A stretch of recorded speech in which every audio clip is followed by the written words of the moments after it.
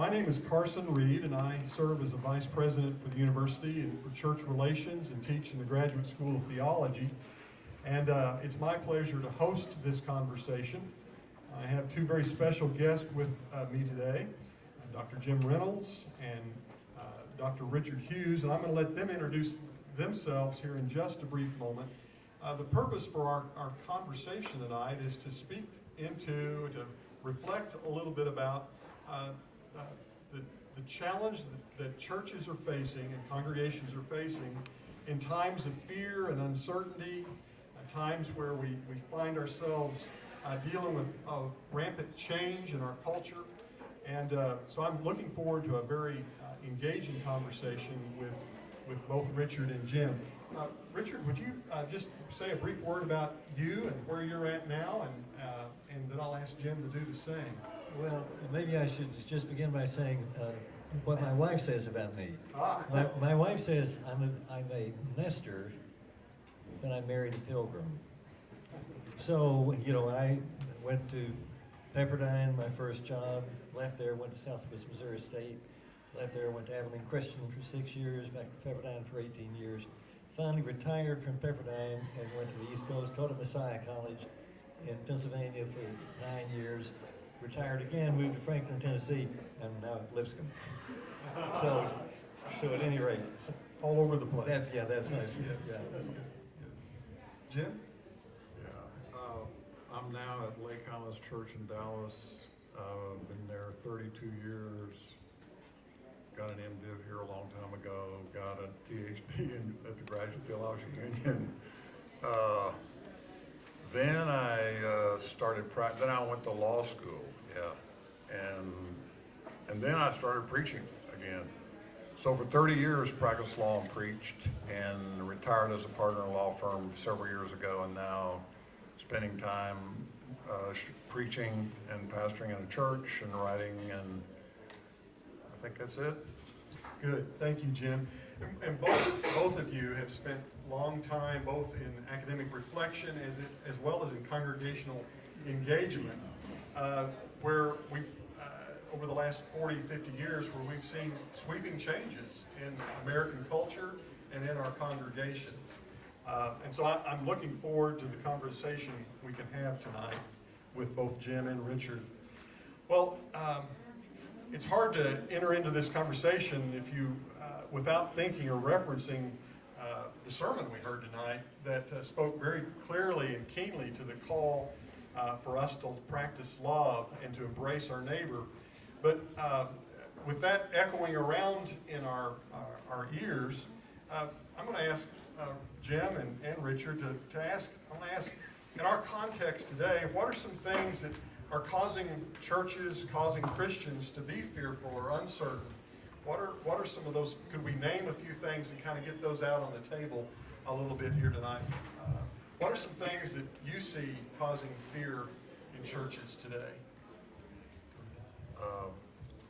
I was thinking about I've been at this church 3 decades, certainly 9/11. People wanted us to talk about it. I think one thing I'm going to say is when stuff happens, you got to talk, you got to preach, you got to lead. You don't just let the church, don't ignore it.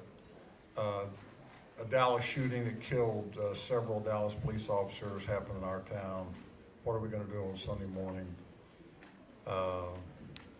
The homosexual marriage case that I talked about in the class today, Obergefell, I found out people didn't know what their constitutional rights were. They were freaked out, so I talked about it on Sunday. Those sorts of things. People are uncertain. I think Obergefell woke up the church to the fact that this culture has been changing at a fantastically fast rate for a long time, but people they didn't understand that till June 26, 2015. That would be a few things that I've seen. Good, thank you. Richard, what would you observe? I want to second what Jim said about the change. My goodness, just incredible changes in this culture over such a short period of time. 9/11, certainly. I have thought for a long time that the 1960s, we're still living in the shadow of the 1960s. We really haven't moved out of that. So many of the changes that occurred then that are still with us, 9/11 exacerbated it, change in communication, change in technology, change in immigration, terror, I mean, you name it. I mean, change is everywhere, and people aren't comfortable with change, and we're fearful. And we're so much like the culture that's around us. Thank you. One of the ways in which, when we face something that's new or different to us, it's easy for us to get into an us versus them sort of modality or mentality. When we see something occur, or we see people who are different from us, it's easy for us to begin to create distance or to maximize the difference between others. Several folks have talked about this notion of othering as a way of helping us sort of sort out what it means to be human. I define myself over and against another kind of thing. In what ways does that create a challenge for us in churches today? What ways do we find ourselves as American Christians looking at all the sweeping changes around us and somehow or another feel like maybe we've been left behind in all of that? Richard, any observations Well, I there? can go first if you want. It seems to me that our greatest problem in the church is that we read the biblical text through the lens of American culture, whereas we should be reading the culture through the lens of the text. We've got it just reversed. And because we read the text through the lens of the culture, we don't hear what the text tells us about the other, about the stranger. The text says, welcome the stranger. Bring in, there should be no stranger. Matthew 25. I want to read, this seems to me to be, Josh Graves preached, as you know, on the story of the Good Samaritan. Here's another passage that just gets to the heart of it. And this is from 1 John chapter 4, 16 to 21. God is love. And those who abide in love abide in God. There is no fear in love, but perfect love casts out fear. To the extent that we're afraid, we betray the fact that we have not yet grasped this message. We love because He first loved us. Those who say, I love God, and hate their brothers and sisters, be they anyone at all, are liars. For those who do not love a brother or sister whom they have seen cannot love God whom they have not seen. The commandment we have from Him is this: those who love God must love their brothers and sisters also. That's not a message you would expect American culture to get. But it is a message we could fairly expect the church to get. But we're not getting it because we're reading the text through the lens of the culture. Jim, you want to play with that a bit? Yes, I happen to run into something that C.S. Lewis said at the beginning of World War II about, and then this was a big deal, the Nazis are 30 miles away across the English Channel. He said the war, the attack, creates no absolutely new situation. It simply aggravates the permanent human situation so we can no longer ignore it. Human life has always lived on the precipice. We are mistaken when we compare war with normal life. Life has never been normal, end of quote. Lewis had a way of teaching biblical theology in a very, obviously very literate way.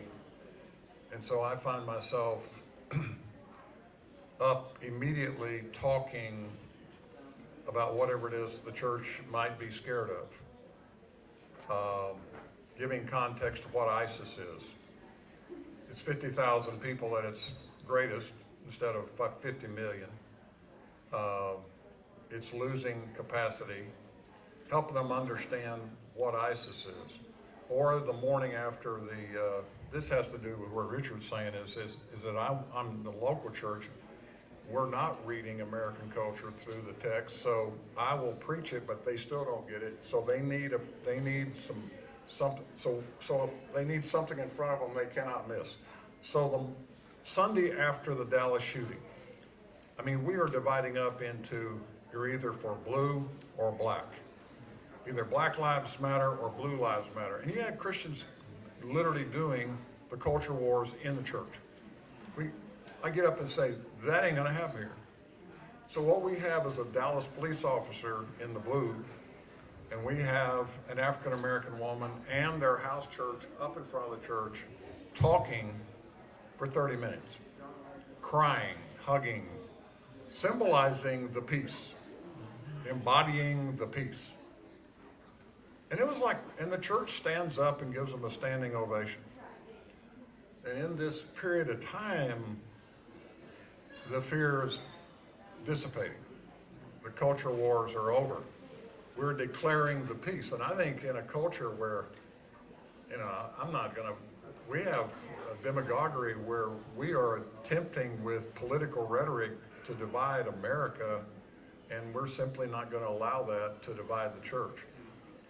I talk about the fact that the wall is political rhetoric, that there's been more immigrants leaving, Hispanic immigrants leaving the United States in the last 4 years than coming in.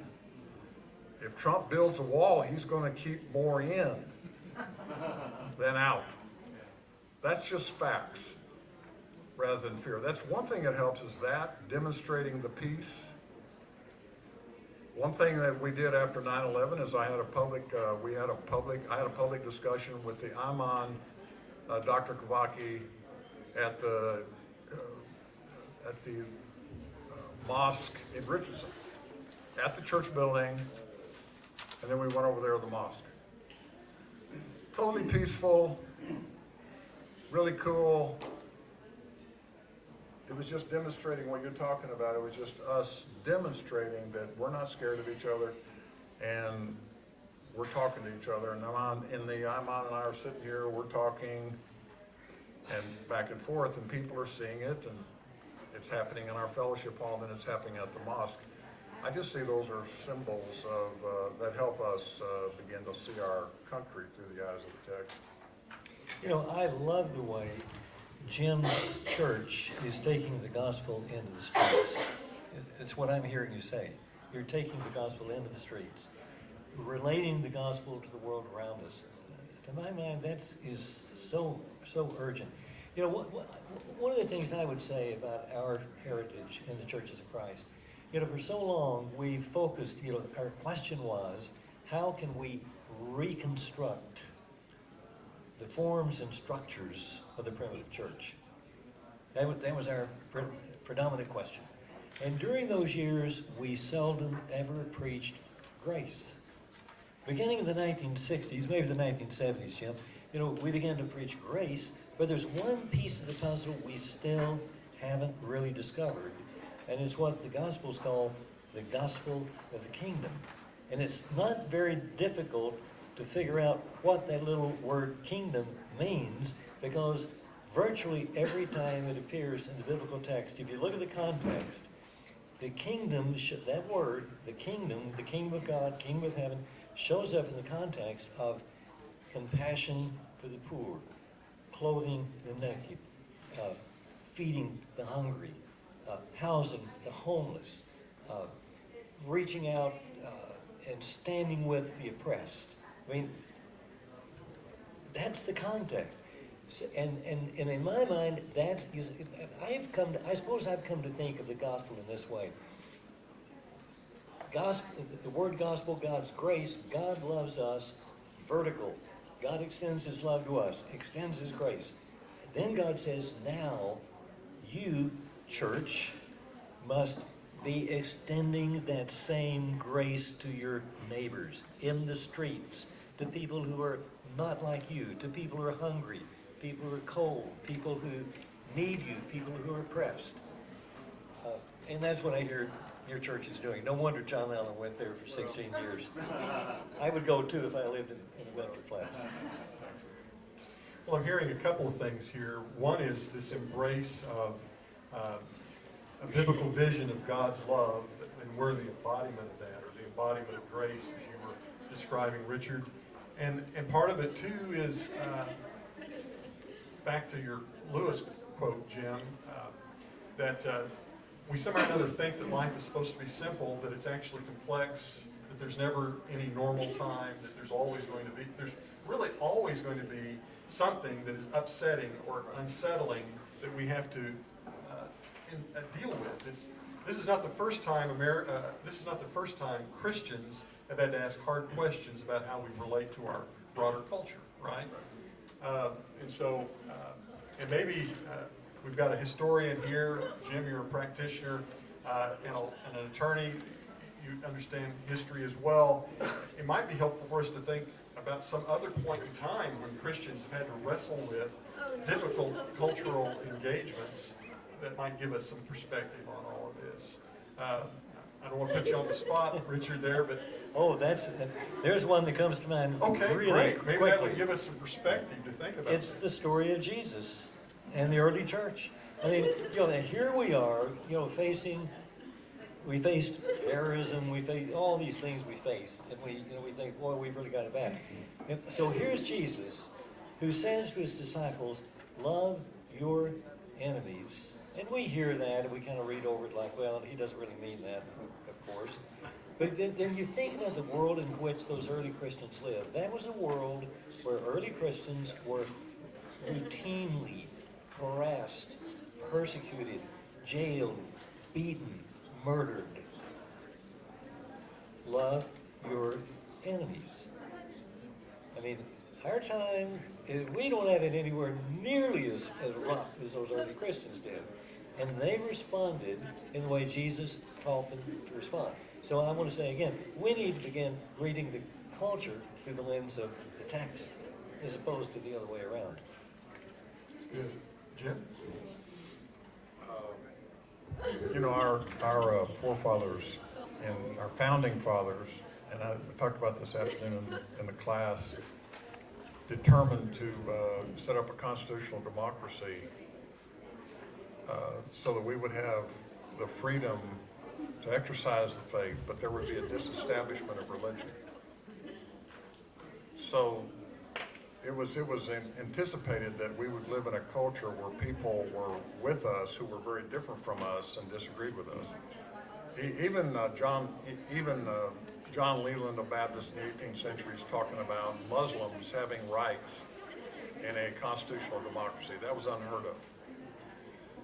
And so when I think in a time of stress is to understand that the LGBT community has a right to petition the government to ask for constitutional rights, because that's our Constitution. We too have the rights. That means that we all have the right. We have the right to be disciples of Christ in this culture. And the fact that they have rights should not threaten us. It's not a time to be threatened. It's a time to understand our Constitution and the genius that we see. The problem that Islam has right now is they can't figure out the relationship of the Quran to the state. They have not yet separated or disestablished or understood how that could work. We know how that can work. So there's no reason for us to be fearful. But in a time of, for example, toward the LGBT community right now, and they have rights, is for us to walk according to our convictions, but communicating love to them. I'm not threatened because a few more people, comparatively speaking, can get married. I'm sorry, but that doesn't threaten my marriage. and I hear stuff like that threatens my marriage. I need to understand my democracy, that this democracy is functioning, it's working.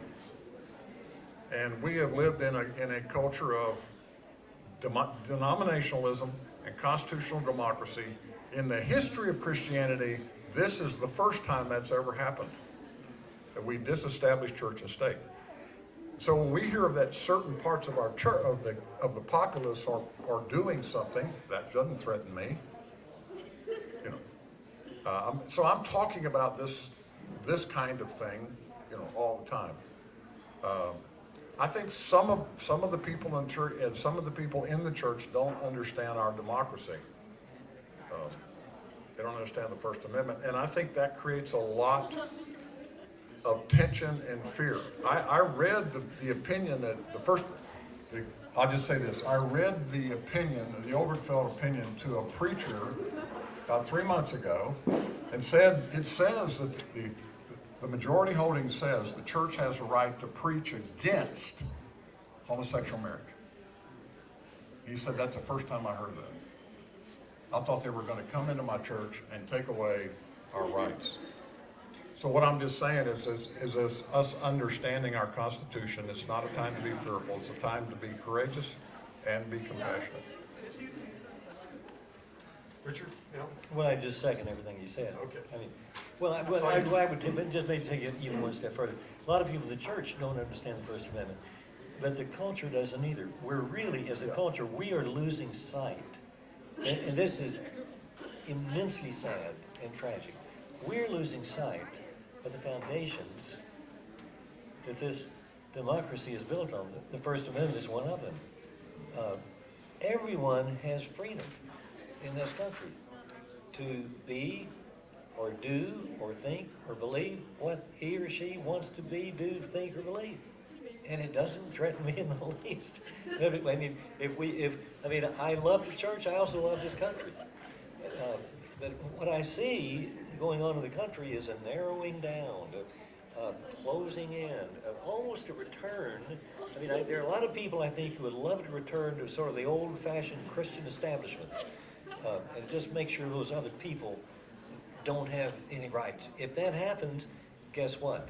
This will not be America anymore. Amen. The thing I think we forgot is that the founding fathers, who most of the people who signed on to our Constitution were evangelical Christians, and they wanted the church disestablished, and they wanted the free exercise clause. The reason they did is they'd already been persecuted by the Puritans and others on the continent. And they knew about the 30 Years' War of the prior century, in which 1/3 of everybody in Europe died, and they were fighting about theology, Christian theology. We don't want to do that anymore. So we decoupled church and state. And that led to like I said, denominationalism and a constitutional democracy, and it functions.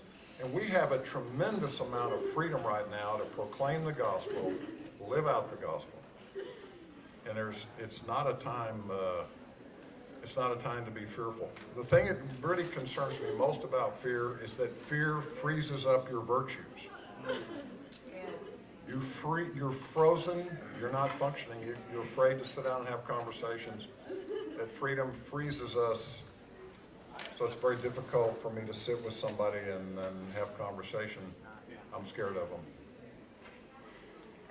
Thank you. Yeah, that's really, really good. How do we move from a position of fear back to this idea of love, that perfect love that casts out fear from your text, Richard? We take just a couple, 3 more minutes here to wrap this up. How would we, what would be some biblical constructs, theological frame? And what you all have been doing is helping us reframe these kinds of conversations already tonight. But what would be a biblical frame that would help us as we deal with change and uncertainty? Would it be this notion of embodied love? What would we use to help us move forward in our congregation?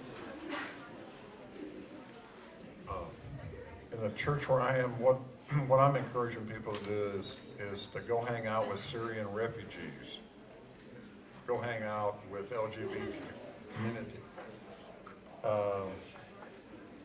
And what you find out, for example, what you find out is that the Syrian refugees are under such threat in Dallas County. I can just tell you in Dallas County, their addresses are not revealed.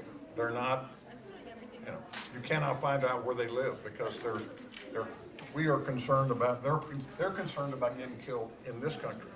So what you realize is they're scared too. And so if we could just sit down and talk, and there's a grandparent couple in our church who realized they were living in a community in our church where there's two different Muslim couples that moved from Jerusalem, East Jerusalem. They have 15 kids. And this grandmother couple in our church are not scared of Muslims. In fact, they had this cat. I've forgotten the name of the cat. He was giving a testimony about it in church. Well, they have a cat that was just running crazy, and a fun, beautiful cat. And these children from East Jerusalem love the cat. And instead of being afraid of these kids, and these kids started bringing the cat back to the McDonald's. Pretty soon, all 15 kids love the McDonald's. They're in the church. They're the grandparents of 15 kids now from East Jerusalem. They have parties, they have fellowship. So when I hear about this going on, I got them up in front of the church. The McDonald's are telling the story of the cat. And what I'm saying is that everybody, we start getting in relationships and the fear begins to die. In my neighborhood, there's a Muslim family down the street, and they have very high fences and 2 German shepherds. I wonder why. I don't know why, but we found out that the guy that lives there is he's an automobile mechanic. So I'm taking my car there. My son's taking his car there. And, you know, and that way we can begin to get in a relationship with these people. So that's my answer. It's called building bridges. Yeah. And I love it. And again, the gospel into the streets, and the making the connection. One other thing that I would say, many of you know of Tom Albright, beloved professor. Jim and I both know him. Jim and I, by the way, went to graduate school together here at Abilene Christian. We haven't seen each other, I counted it up, Jim, for 49 years until tonight. 49 years. We had Bill Humble's Restoration History class together. He was the smartest guy in the class. But here we are. It's great. It's such a joy to be with Jim tonight. And Carson as well. And I see Carson from time to time, but I haven't seen this guy for 49 years. But anyway, you know, Tom Albright said, well, I've heard Tom say this many times, if you want to know what the Bible is really all about, what you've got to do is ask the question. You've got to read through the text and ask the question, what are the 1, 2, or 3 themes that just keep coming up over and over and over and over, and that's what the Bible is about. Now, here's the point I want to make. When we came to the biblical text in the 19th century and much of the 20th century, and even into the 21st, I'm talking about the churches of Christ, we brought to the text a set of questions that the text is really not prepared to answer. We imposed on the text some questions that come directly out of the 18th century Enlightenment. How should we organize the true church? What would those are not the questions that the text talks about. A God who loves us, who gave himself for us, who reaches out to us, and who asks us to give ourselves for the neighbor. That's the message. But if we ask questions that don't allow those answers to emerge, then we never hear the answer. So what I'm saying is, we've got to take it into the street. We've got to build those relationships and those bridges, but we've got to do it in the light of the text. But we'll never hear the text until we begin to ask the kinds of questions that the text is really prepared to answer. So again, Tom's point is, what are those 1, 2, 3, or 4 themes that just crop up over and over. That's the message of the text. Thank you, Richard. Thank you, Jim. I think what both Richard and Jim have helped us do tonight is to think about how we reframe the context and times we live, to embody the gospel, to take it to the streets, to move toward knowledge and connection rather than live in ignorance and fear. Would you join with me in thanking both Richard and Jim for their time with us tonight?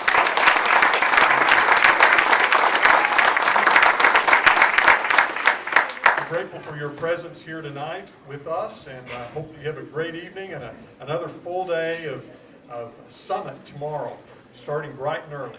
Thanks for being here tonight.